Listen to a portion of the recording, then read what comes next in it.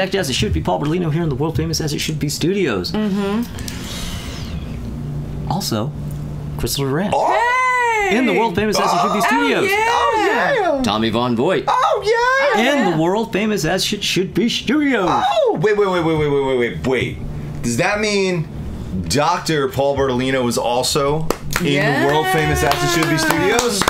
Owner and sole proprietor. What? I think so. I think that's what it means. I think so. It strongly implies it anyway. I suspect. I have read. Yes. I've heard. Oh, so I have read.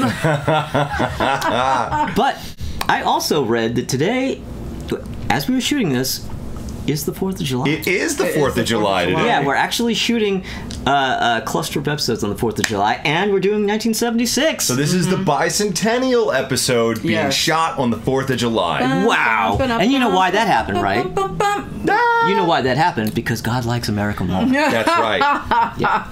Yeah. Because Jesus says we're the goodest little nation that could. right. Goodest. Yep. But anyway, in celebration, why don't we get on with our lists? Yeah. Yeah. I think you start this one. I do start it. I think you do. Let me I wanna be look to make starting sure. something, Although you so- probably know that you do because you probably looked, and I'm looking, and you're right, you do. Huzzah.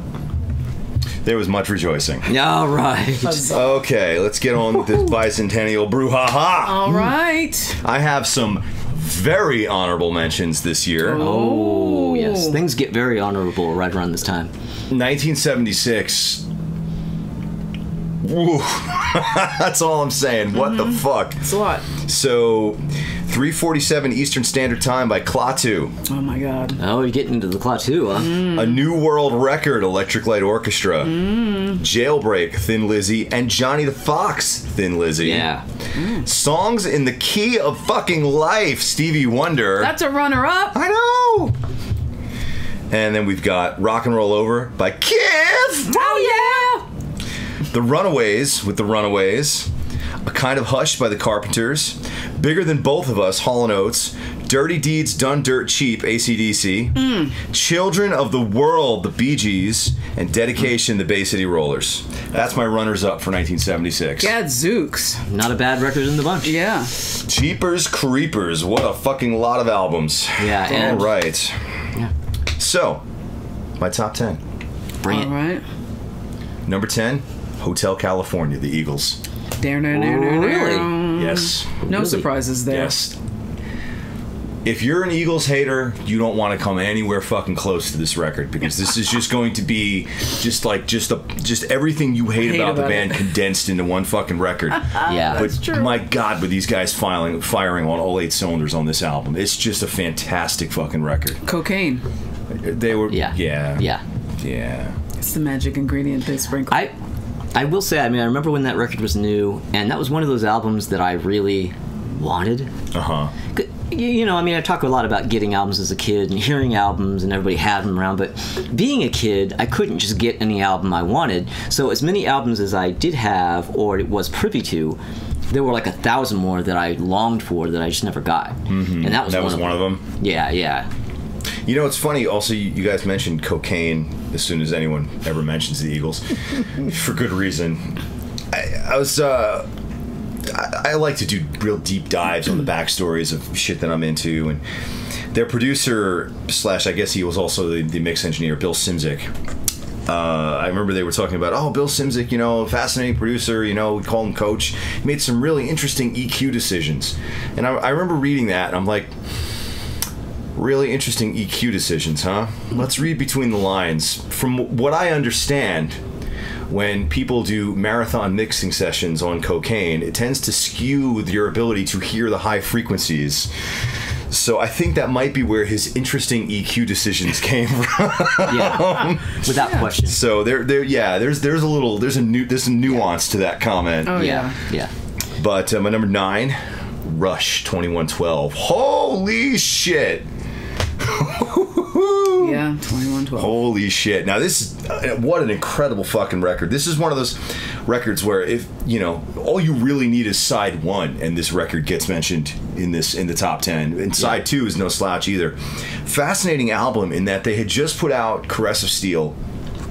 their record sales were just in the fucking toilet. The record label didn't know what the fuck to do with these guys. They were like, please do anything but give us another concept album. And they're like, They just wanted the first album over and over again. They wanted the first album over and over again. Simple. Yep. And they're like, please do not give us another concept album. And they're like, yeah, okay. Blah, blah, blah, Sure.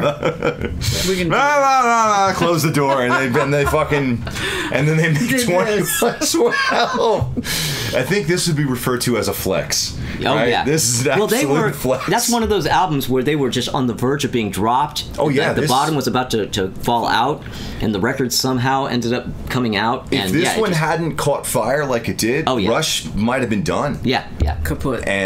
But my God, did they just knock it out of the park with 2112? And this became a huge hit, and they just were a big success touring, and that just built and built and built and built. But yeah, they were really on the verge of that was it. And talk about a fucking baller move right there. Yeah. No more concept albums. Yeah, there you go. Except here's a concept album on 11. What's the fucking definition of a concept album? Fuck you. What? Our record's no good here? Fuck you. Take it. Get out. My number 8, Queen, A Day at the Races.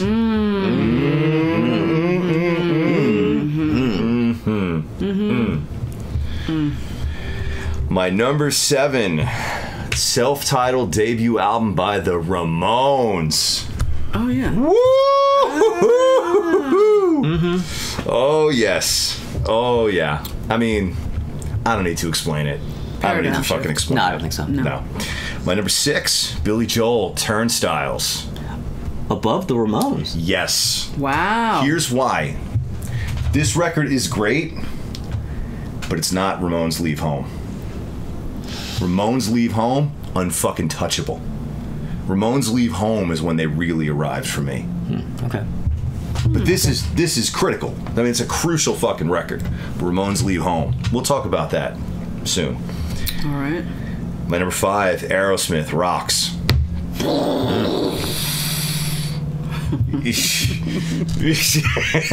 That's a slow Muppet nod.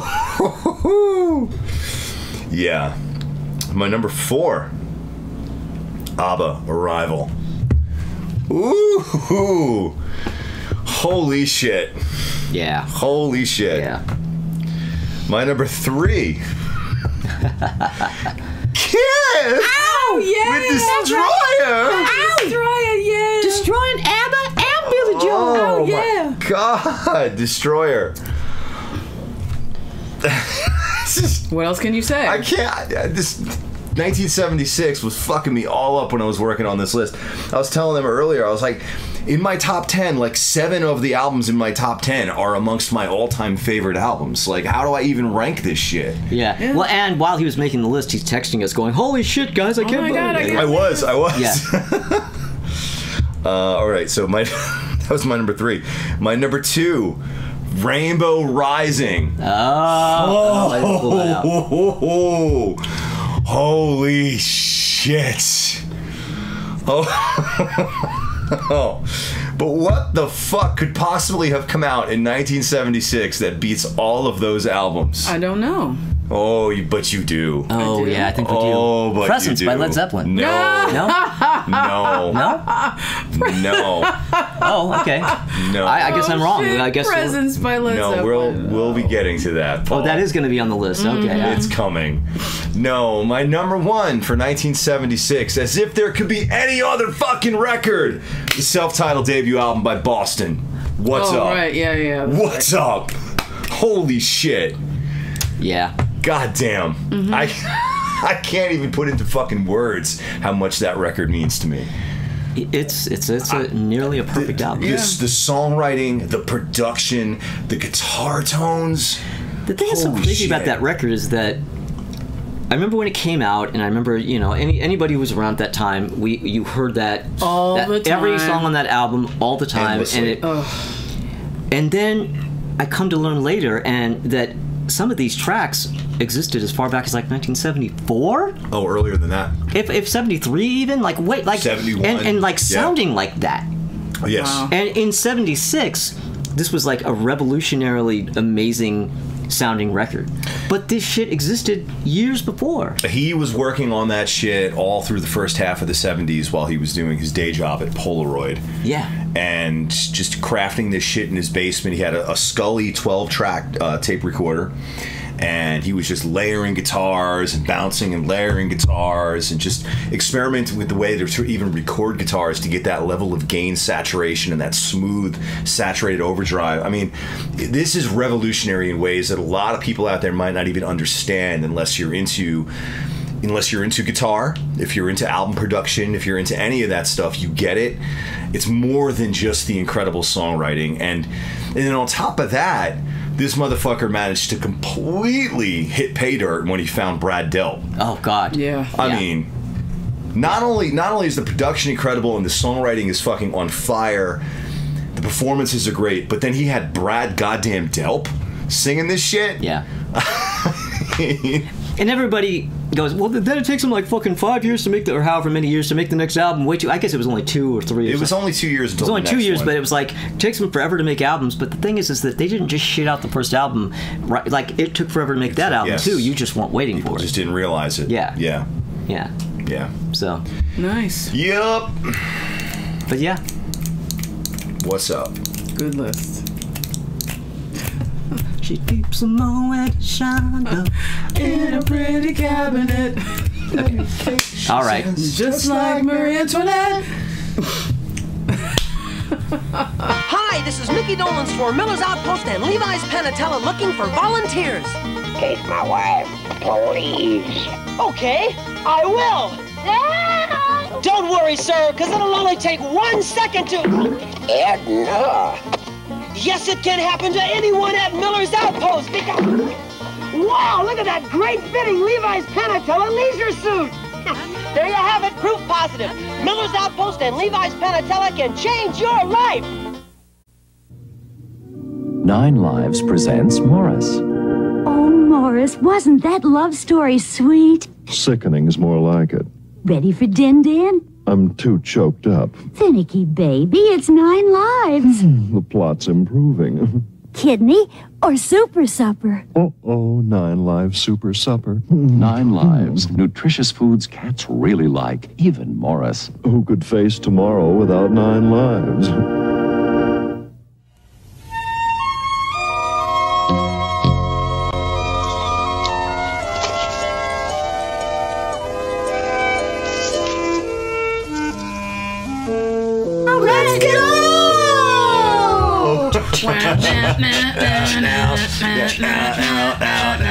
Oh, sorry, we're back. Oh. Yeah, we're sorry we're back. You didn't want us to come back, but, you know. We're back. But you'll be happy we're back because Crystal has a list. Yes! Crystal has a list for you. I do. For you. And you. All right, so here is my list of runners-up. I got Frampton Comes Alive by Peter Frampton. I got Coney Island Baby by Lou Reed. Mm-hmm. Inner Worlds by the Mahavishnu Orchestra. Maharishi Orchestra? How Dare You by 10cc. To the Hilt by Golden Earring. The Third Reich and Roll by The Residents. People hate them, but I love them. A Trick of the Tail by Genesis. Dreamboat Annie by Heart. Taking It to the Streets by the Doobie Brothers. Sad Wings of Destiny, Judas Priest. Wings at the Speed of Sound by Wings. 2112 by Rush. Harvey's Ghost by Burning Spear. Rastaman Vibration by Bob Marley and the Wailers. Rocks, Aerosmith. Harvest for the World, the Isley Brothers. Ooh, that record smokes. Warren Zevon by Warren Zevon. Sparkle, Aretha Franklin. It's kind of the movie soundtrack, but not totally. A Kind of Hush by the Carpenters. Chicago X by Chicago. That's 10. X is 10. No, it's X. They're really edgy. That was their edgy album. Yeah, they're edgy. They did punk rock. Stretching Out in Bootsy's Rubber Band by Bootsy Collins. Jaco Pastorius by Jaco Pastorius. Spirit by John Denver. This One's for You, Wherever You Are by Barry Manilow. Viva by Roxy Music. Boston by Boston. Joan Armatrading by Joan Armatrading. Let's Stick Together. Come on, let's stick together by Brian Ferry. Spirit by Earth, Wind, and Fire. Arrival by ABBA, which is back there. Night Moves by Bob Seger. Big Beat by Sparks. Left Overture by Kansas. The Jacksons. Silk Degrees by Boz Scaggs. I know. Hold it. Okay. Hold it. I call for a crystal clarification. Okay.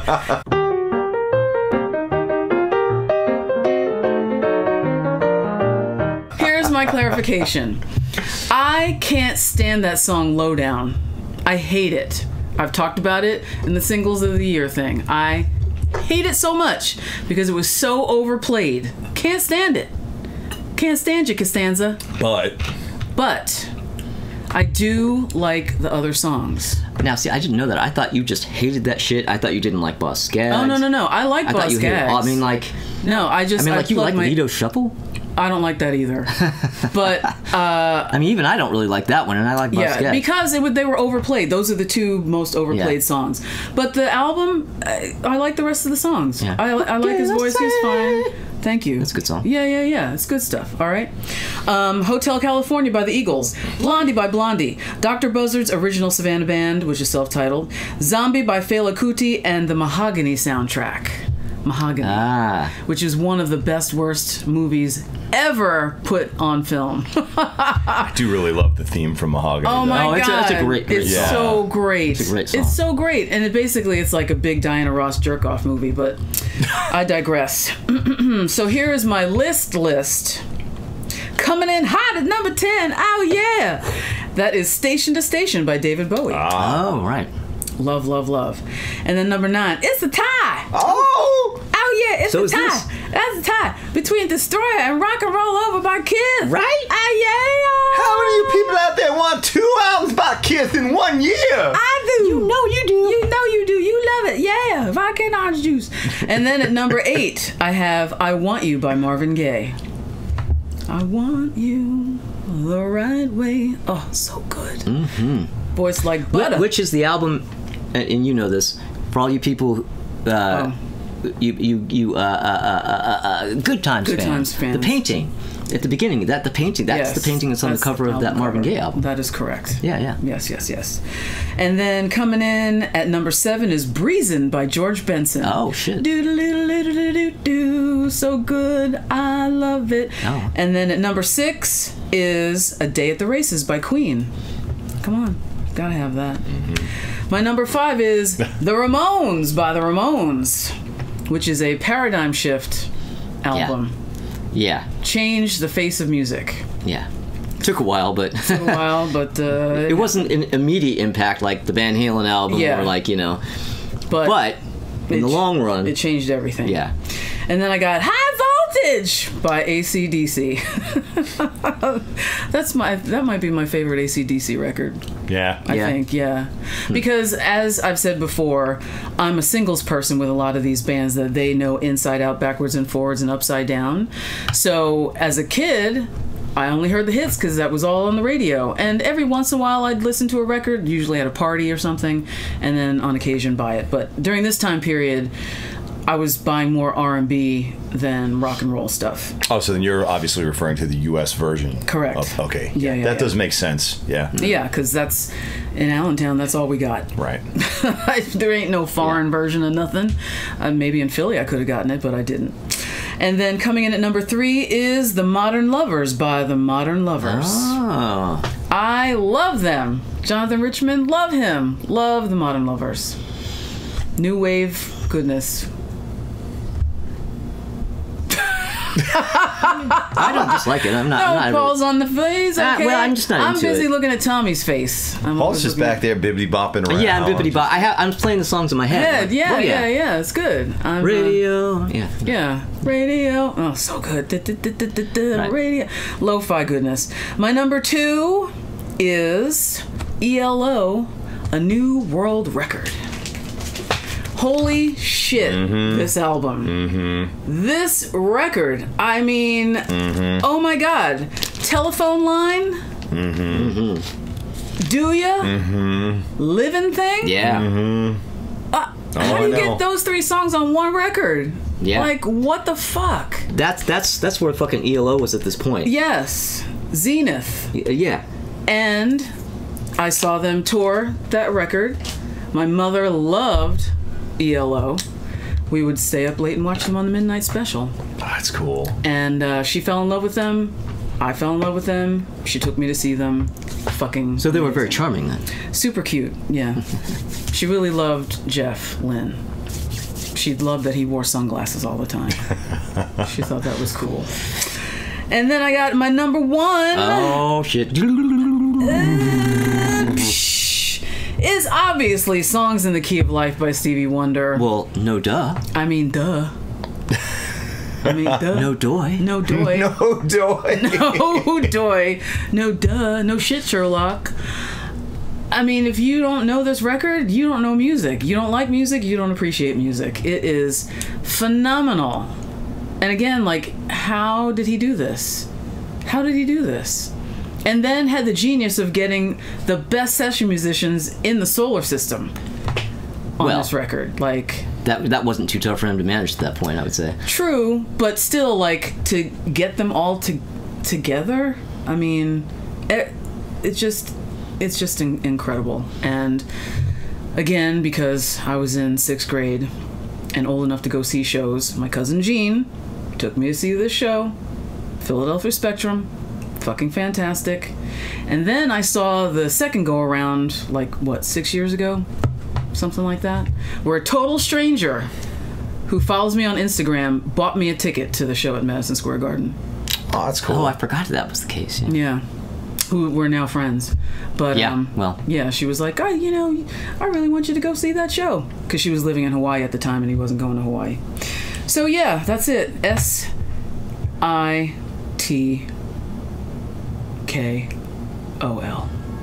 Songs in the Key of Life. Oh. Songs in the Key of Life. Okay.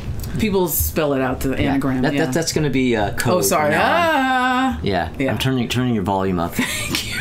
Yeah. Yeah, that's my list. All right. Yeah. Well, I guess it's time to see what's going on in the advertising world. Raw power. Your bike can have the cycle sound with raw power.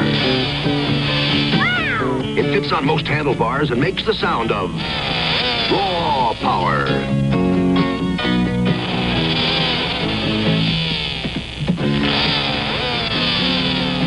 Raw power, the motorcycle sound from Ideal.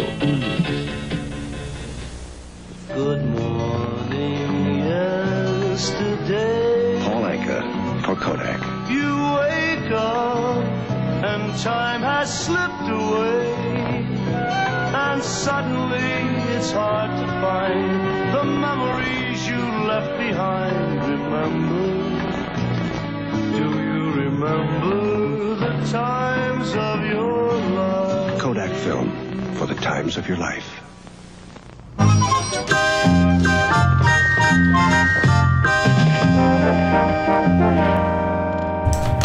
Well, all right, we're back. Indeed. Yes, right. Okay. We are back.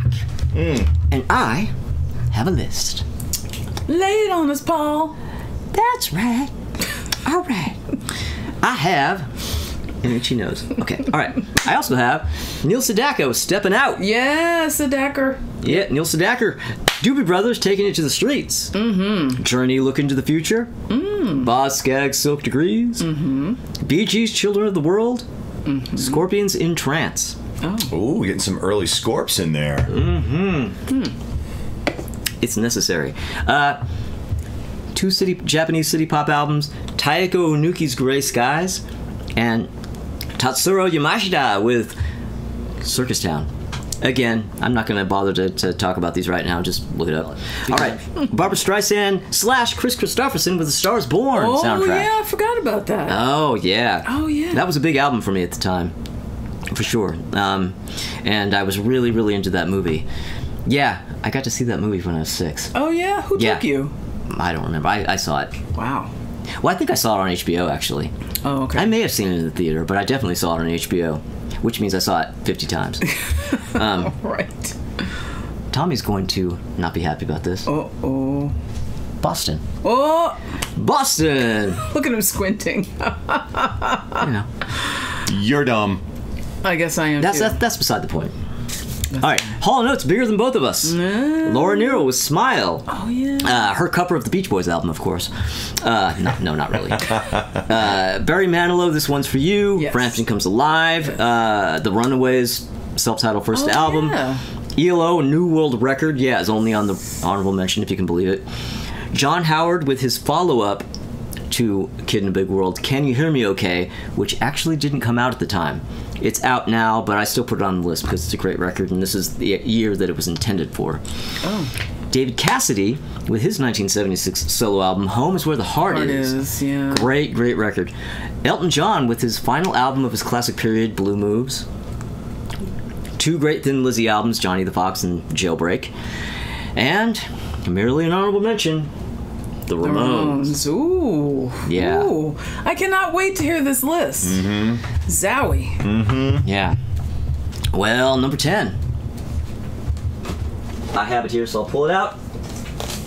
If That I can sounds find dirty. it. Bear with me. You gotta stop saying pull it out, Paul. Dirty Deeds Done Dirt Cheap by AC/DC. Oh, Now, shit. this is the Australian Yes, version, it but is. really the one that's on my list is the international version. Because I like that one better than this one. I mean, this one has Jailbreak and Rock in Peace, but I still feel like the international one works better as an album. And it has Love at First Feel, which is probably my favorite song on that fucking album. Yeah. Yeah. I do love that song, Jailbreak, though. Yeah. I can't imagine I think- why they pulled that off. I think the best Dirty Deeds version kind of lies in a combination of the two. I would dump Ain't No Fun Waiting Around to Be a Millionaire, and I would include Jailbreak Yeah. and maybe R.I.P. Yeah. Yeah. Yeah. And I think that's what makes the Australian version of the album kind of a little lower for me, because the second song is Ain't No Fun Waiting Around to Be a Millionaire. It's like a 7-minute track that's just not as good as the other songs. And so, yeah. Anyway, number 9. Steely Dan with The Royal Scam. Oh, fuck. How did I forget that? Because it's 1976. Oh, my Yeah, yeah. God. Yeah, I that's love that probably why. record. It's so good. God damn it. Number 8. Destroyer. Yeah, Destroyer. Destroyer. Wrong band, but you know, you get the idea. Very wrong band. Oh, yeah. But yeah, I mean this album. Yeah, the very first time I ever laid eyes on Kiss was because I was in Woolworth, and this record was brand new, and I saw this album cover, and I was just like, "What am I looking at?" I didn't even know what it was. Oh shit. I keep in mind I'm 6. I didn't even realize, and I've talked about this I think on other videos where I've talked about Kiss, but I'll talk about it here. I didn't even realize it was a painting. You know, I'm 6. I'm looking at it with 6-year-old eyes, and I just thought it was a real picture. And my first thought was, how did these 4 guys with faces like this find each other? I didn't go, oh, they're wearing makeup. I just thought they were fucking freaks. Oh my I thought god. that's just what they looked like. You know, That's good. yeah. So wait, did you get it? Did you get the album? Not that then? day. Not that day. Was this record your first exposure to Kiss? Yes, but I'll expand on this a little bit later down the line. Oh, okay. Number 7, Judas Priest, Sad Wings of Destiny. Yeah, it's the second Judas Priest album, and possibly my favorite Priest album. That wasn't always the case. That wasn't always the case, but that really kind of rose and rose over the years for me. Yeah. All right. Number 6, A Day at the Races by Queen. Yeah. Like I said, Night at the Opera and Day at the Races are the sweet spot, and they are kind of like bookend albums. They kind of go together. They work nicely, and Yeah. yeah. I mean, All of it. Every yeah. song. I'm wanting to like mention. I mean, obviously, Somebody to Love is an amazing song, but I mean, Tie Your Mother Down. But like, You Take My Breath Away. Long Away. Oh my God, what a fucking song that is. Yeah. Oh, there's so much great stuff on that. So great. But, all right, number 5. Chicago 10. Chicago 10. X. And I have it right here. Chicago Oh, the 10. chocolate bar, It's right? the chocolate bar, yeah. See? Woohoo! Yummy. Isn't that amazing? Yeah. Now that was a huge album in my childhood. My Aunt Vivian had that, and Yeah, so I used to listen to it all the time. I mean, that's definitely probably one of my favorite Chicago albums, but which is why I have it above Kiss and Judas Priest and Queen, for fuck's sake. But number 4, this is one you did not see coming. And actually, it's kind of amazing that it's this high, but I fucking love this album. Flo and Eddie. Oh. Moving Targets. Oh, man. Okay. Wow. I did not man. see that coming, but I get neither. it. Yeah, Moving Targets is an absolutely... It is a fucking great album. It's a dark horse, excellent record. Like, it's perfect. Like, every song is good on this record. Yeah, I mean, come on, I have it at number 4 here. All right, so number 3... The Arrival of ABBA. Well, it's not really their arrival. It's their arrival, but it's not their arrival. You get it? Okay, sorry. Yeah, whatever. All right, yeah, what a record. Yeah, that album's amazing. Don't mind me while I do the intern's work. But yeah, Arrival. Yeah, it's Where is he, you know, lunch? He didn't show up again. Fucking intern. Yeah. I mean, it's the best ABBA album. It's just the best ABBA album. And it should have opened with Dancing Queen, but that's a whole other thing. All right. Number 2, I don't have here to show. Rock and Roll Over by Kiss. Yes. Yeah, see, I didn't do a tie for them because I like Rock and Roll Over much more than I like Destroyer. Interesting. Okay. Yeah. And now I can continue my Kiss thing. I don't remember exactly when it was, what time of year it was in '76 when I saw this album in Woolworth, but it was probably pretty new. It was probably like the month it came out. And so I became really aware of Kiss, and then was the Paul Lynde Halloween special. Oh, yeah. And I sat down that night, and I fucking watched that shit. And that cemented it right there. I was a Kiss fan, officially as of that moment. So that was the first time you heard their music. Yeah, because I hadn't really. I think I'd heard Beth, and I'd heard probably Short Rock City or whatever, but I didn't really know the stuff. I hadn't heard any albums. So my birthday came up in December, and my dad said, "Well, what do you want for your birthday?" And I said, "I want a Kiss album," which meant I wanted that album because that's the only album I knew.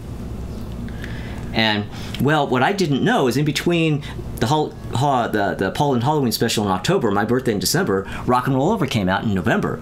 And so when my dad went to go get the record, the guy at the store said, "Well, here's their latest album, hands him Rock and Roll Over." Okay, so we bought that one.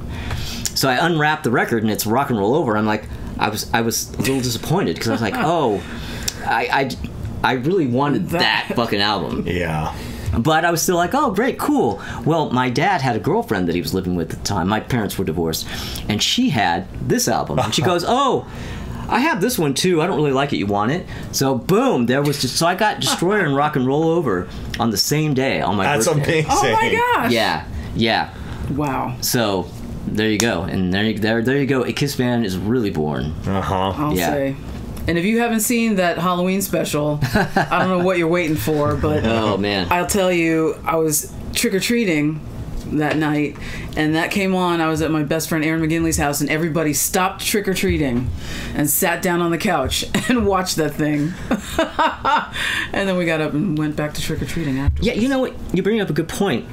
I always went trick-or-treating with my friends. I don't know how that worked. I must. Maybe I didn't go that night. I don't know. Yeah, we went. Whatever. I know I was in front of the TV when Kiss was on. That's for sure. But all right. Well, number 1.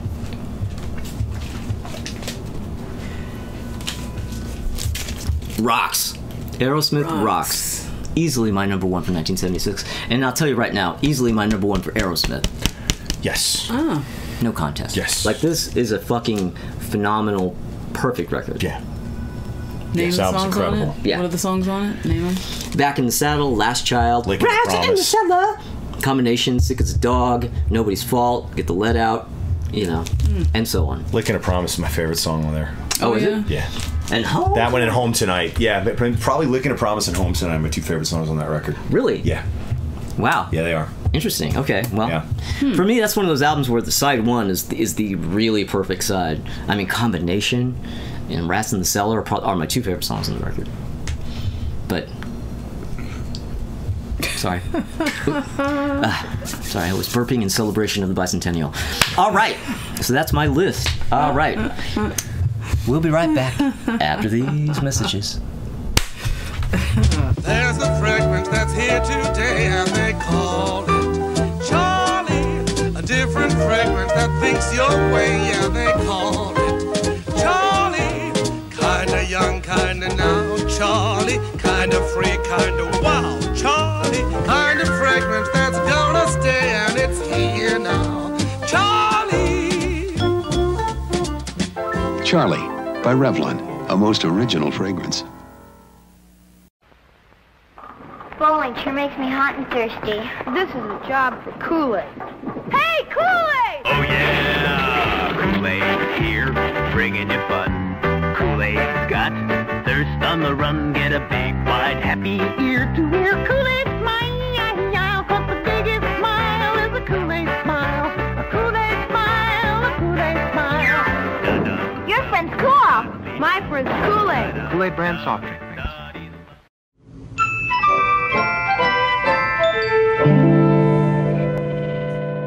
Okay. All right, we're back. Oh yeah, it's time to do the dirty. Time to hate. Oh shit. Oh shit, indeed. He said dirty. He said. Apparently, we had some shit this year. Yes, there are some things we need to talk about for 1976. Oh, there are things to talk about. Oh yes, there are. Oh yeah. Are there? Oh yeah. Let's kick this off with some dishonorable mentions, shall we? Ah yeah. Do it. Do it. High Cumberland Jubilee by Jimmy Buffett. Who saw that coming? Yeah. You did. Me. I didn't. Havana Daydreamin' by Jimmy Buffett. What? Tommy, why don't you do a Paul and just say Anything by Jimmy Buffett. But then punctuate it by still mentioning Yeah, it. Oh yes. You know. I mean, you're lucky I don't do Havana Daydreamin' by Jimmy Buffett. Oh yeah, you have to clap. Yeah. Yeah, be sure and clap. Yeah, you know what? I don't know why. I don't know why I do the fucking Chuck Barris thing. I love it. It just happens. I don't do it on purpose. It just fucking happens. It works. It plays. And my Chuck Barris. final dishonorable mention: Third Reich and Roll by The Residents. Oh, might have seen that coming. The Residents. But my actual worst of the year. This is going to have to be a Tommy Streetus. Oh shit. Oh. Okay. Ah.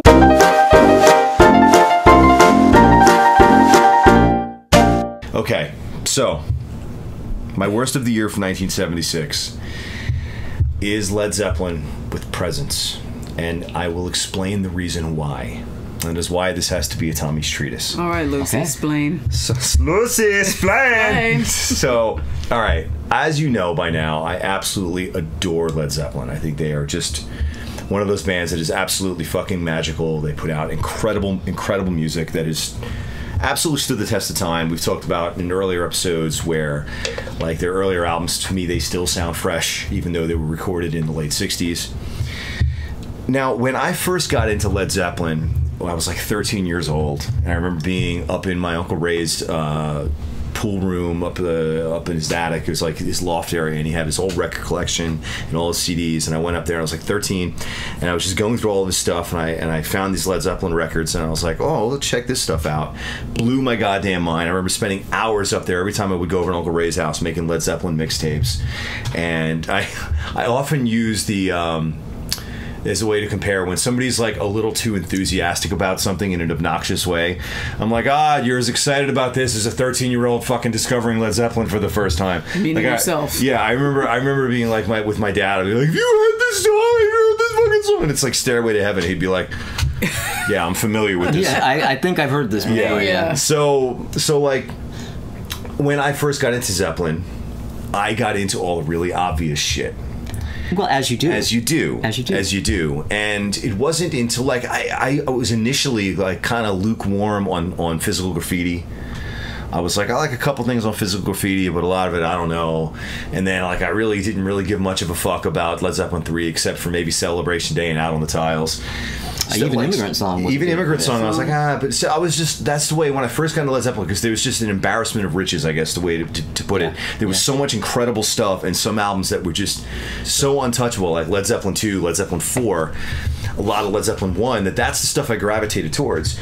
Now, when I got into Led Zeppelin, obviously we're talking way past the time that they were done as an entity. Right. So there was no new music coming. Right.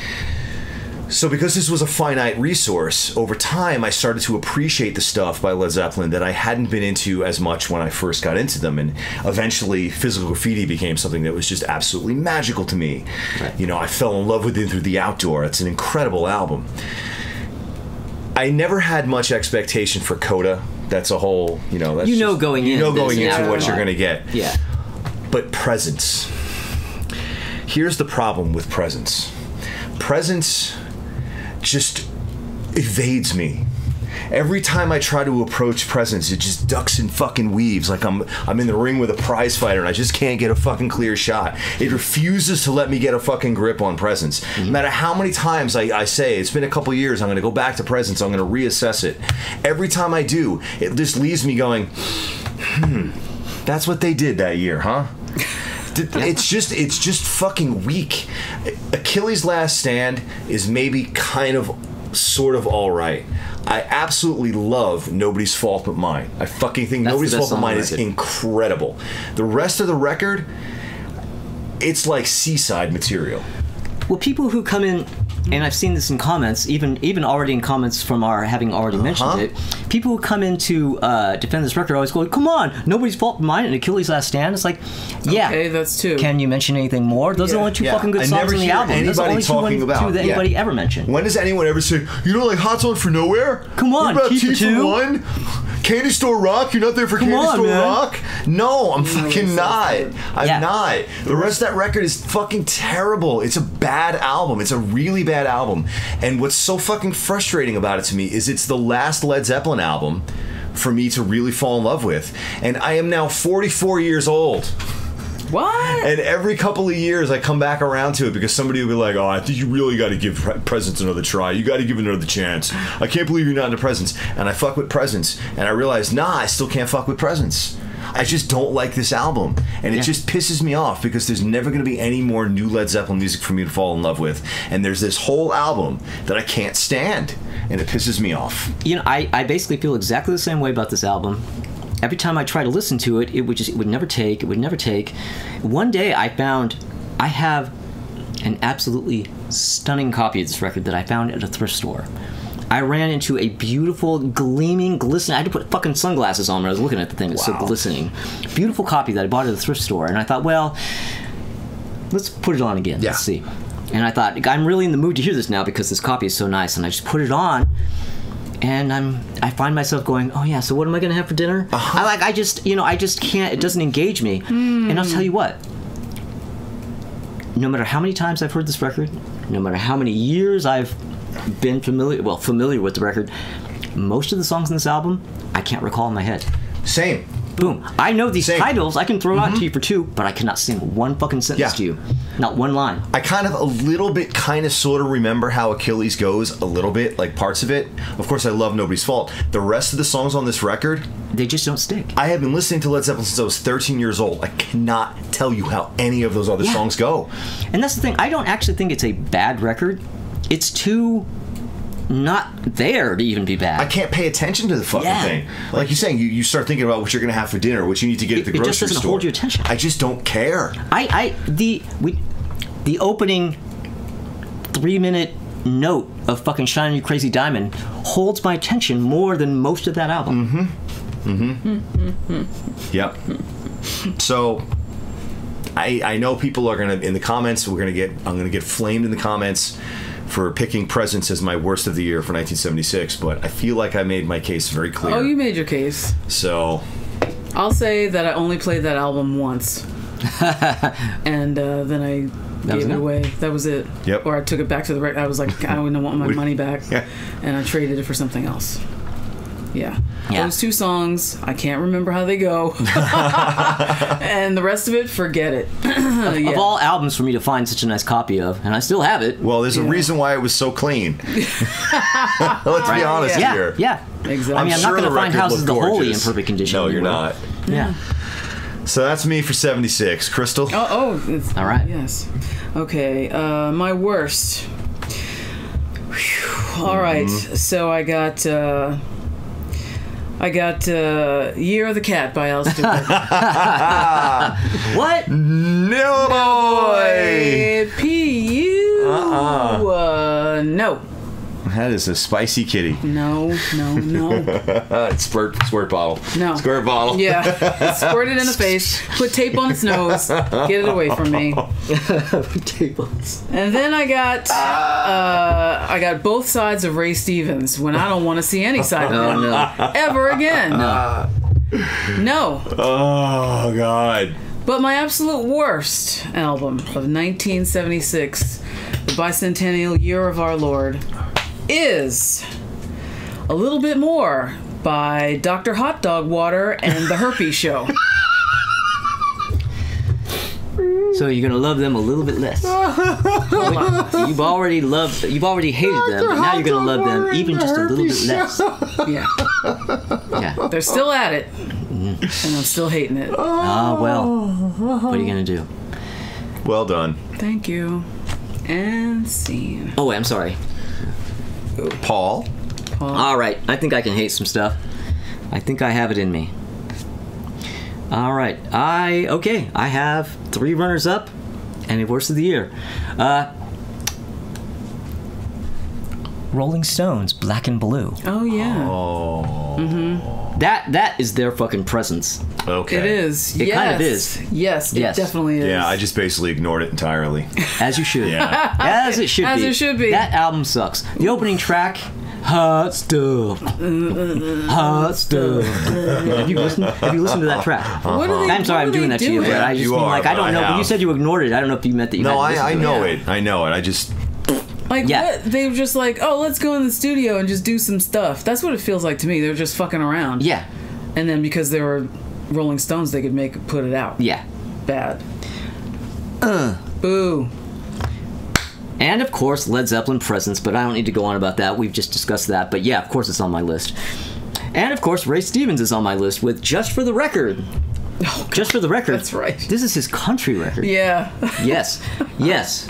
I couldn't even bring myself. Now I'll tell you something. I was unable to listen to this album because I couldn't find it anywhere online, not on Spotify, not YouTube or whatever.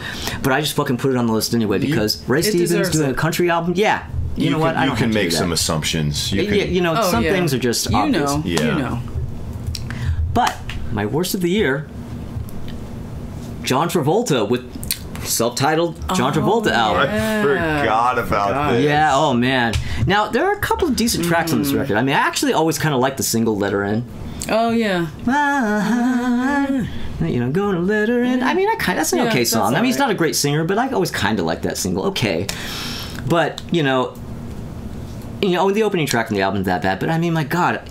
He does a cover of A Girl Like You by the Rascals, and it sounds like it's straight off a fucking 70s TV variety show. And a version of Never Gonna Fall in Love Again by the Raspberries. It sounds like it could have been on the Grease soundtrack. Oh, gosh. And like a terrible A&R version of It Had to Be You. AOR. Like, It Had to Be You. Yeah, it's... Yeah. Who put that together? Who produced that? I don't know. To be honest, why would they? You got this hot piece of ass from this incredible show, and then this. That's what they did, though. I know. That's what I'm saying. Once anyone had any popularity, let's make a record. Yeah, I can't sing. Well, that's okay. That's fine. Don't worry about it. I think we're only a couple years away at this point from the album that Christy McNichol put out with her little brother. Yes. Oh yeah. I mean, that's where we're at in time right now. Yeah. Everybody, any kind of celebrity kind of success, you had a record. You had a doll. You had a fucking variety show. Lunchbox. A lunchbox. It was a beautiful thing. Yeah. I mean, I mean, the fucking Starland Vocal Band had a variety show at one point. Yes, that's right. Summer. I mean, come on. And how terrible was that? It was so bad because I remember they took like ensemble cast members from Sonny and Cher and like threw them in there to do sketches and shit. Yeah, because they had one hit song and they got a fucking summer variety show for 2 months from CBS. I mean, there was a Bay City Rollers variety show. Yeah, this reached its most purest, perfect form, and when we got to Pink Lady and Jeff. Oh, yeah. That epitomizes that's really where that's the zenith of the whole. Yeah. More like that's what killed it all. That's when people kind of went, oh, Pink right. Lady. This is probably not the path. That's racist. Oh. All right. All right. So that's it. We're done. No, but we. Are you gonna have bye-bye commercials? Oh, bye-bye commercials. I was last, right? I think we're done with this section, right? Yeah. I think we're getting we're done. We're getting loopy. It's been a long day. So I guess what we have here then is commercials.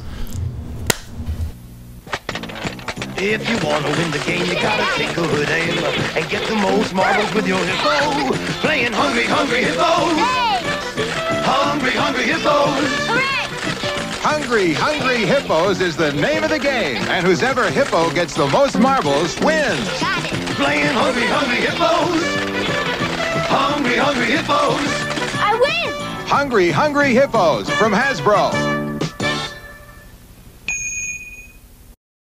Well, all right. All right. We are back.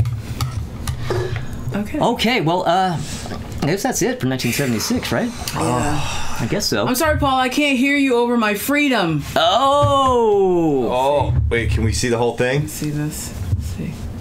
I fucking love that shirt. That's right. Freedom. That's so That's right. good. Crystal's shooting it at you. Boom, boom, Shooting boom. it at you. Get it? I'm a Negro wearing an Abraham Lincoln shirt. Get it? Oh, It's real subtle. yeah. It's incredibly nuanced. Yes. And Tommy is a turncoat. Turncoat Tommy. Oh, is this not the right side? Oh, bother. It's the wrong one. I guess I didn't freedom hard enough here in today's episode. Hey. Well, what are you going to do? Yeah. But we'll make you all feel better with Vintage Photo Time. Hey! Whoa! All right, so we have here Crystal with her sister Addie on Halloween 1976 at their Aunt Charlotte's house in Philly. Now, Addie is dressed as Casper the Friendly Ghost, as you can see, but Crystal is dressed as a bat. Yes, which I didn't get at first. I had to ask her. She's dressed as a bat. Well, you know, she's not spreading her wings or anything, so it isn't obvious to me. And this is me in one of those Woolworth portraits that my grandma is no doubt responsible for. I kind of actually slightly remember taking this picture. Now, those shoes, those were my favorite shoes. Man, I thought I was styling when I wore those. And they matched the pants so well. in a last season of the Brady Bunch sort of way. So there you go, Crystal and me in 1976. All right. God, Tommy, will you get on finding your fucking photo? Anyway, I'm just a slacker. What do you want from me? Okay, all right. You have 2 more years, and it's coitance for you. All right. Thank you for subscribing, everybody. Thank you for watching. But if you haven't subscribed, subscribe. And if you do subscribe, oh yeah, click the little bell. Ring the bell. Yeah, you know, comment and like and all that kind of shit. But more importantly, come back next week because we're going to be discussing our favorite albums of 1977. Oh my God, 1977. 1977. Yes, things are about to get treacherous. Oh, really, treacherous. really. Oh my God. Really. All right. Well, stay tuned for that. See you next time. Bye. I do. Oh. 'Cause it's true. Because it's true. I do.